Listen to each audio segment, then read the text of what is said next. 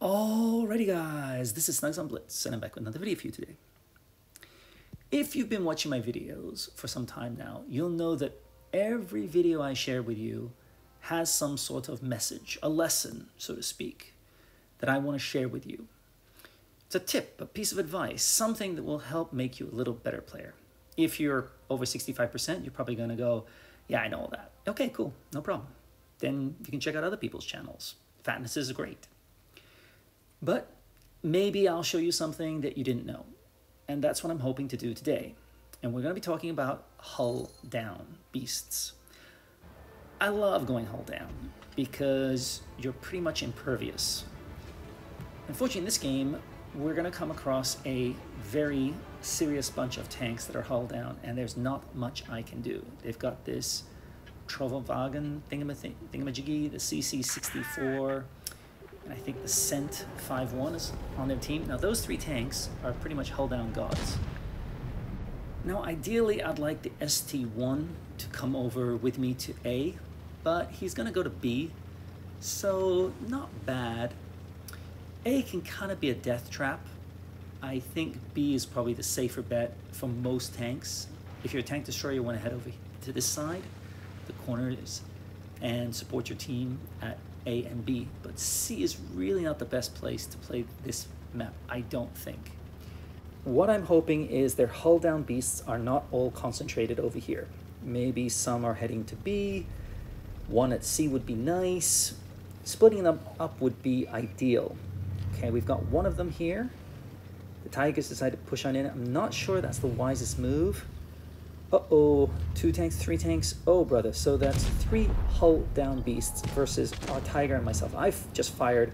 My gun has a long reload. That's a problem.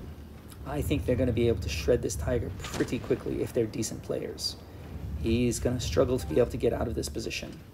I want to push in, but 2v3 with no support, yeah, I don't think that's the best move. Oh, and we've got another tank here, so that's 4v, well, he's gone. Okay, so the Tiger's dead.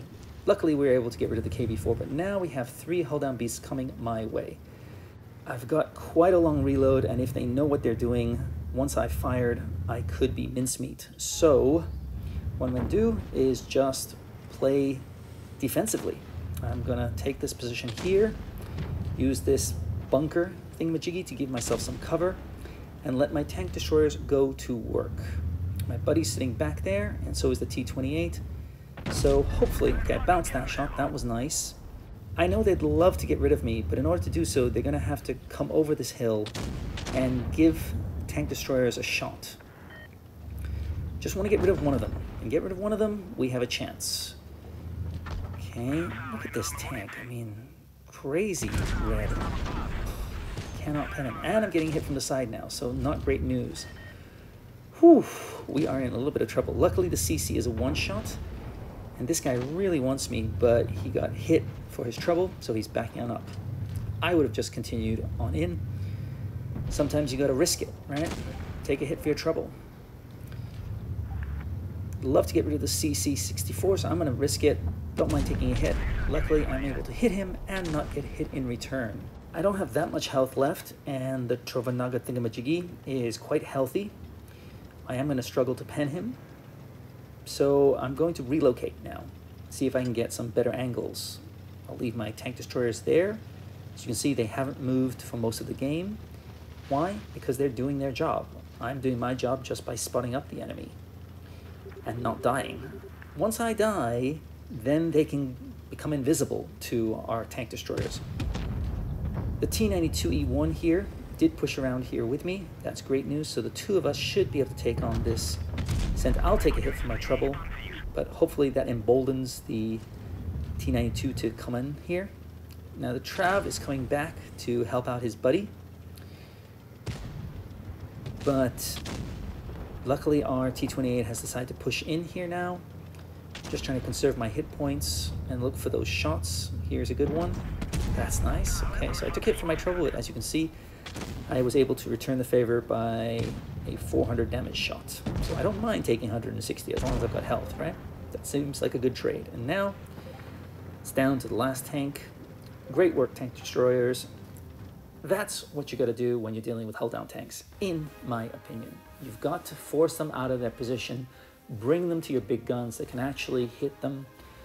You might not have the best armor, but that's okay. If you can use the terrain to your advantage, you can deal with them. Anyway, I thought that might be helpful for you guys, so I want to share with you. As you can see, their team 57%, okay, newer player, but still 54%. Yeah, they knew what they were doing, so I was wise not to push on in. You can kind of tell when somebody knows what they're doing because they're just harder pens. You're thinking, gosh, I should be able to pen this guy, but he's just angled his tank well or using the terrain well. So just be aware of that. If you think, hey, wait a minute, I can usually kill these guys. They know what they're doing, so don't be super aggressive and just think you can just mosey on in. Chances are likely they're going to rip you apart. Anyway, that's all I got for you. If you like this video, give it a thumbs up. If you didn't, well, go to... No, I'm just kidding. Don't forget to hit subscribe if you're not subbed already. And if you'd like to donate to the channel to help me pick up new tanks for you guys that I can review, do so by checking the link below, the description. And yeah, I'll see you in the next video. Snugs on Blitz, out.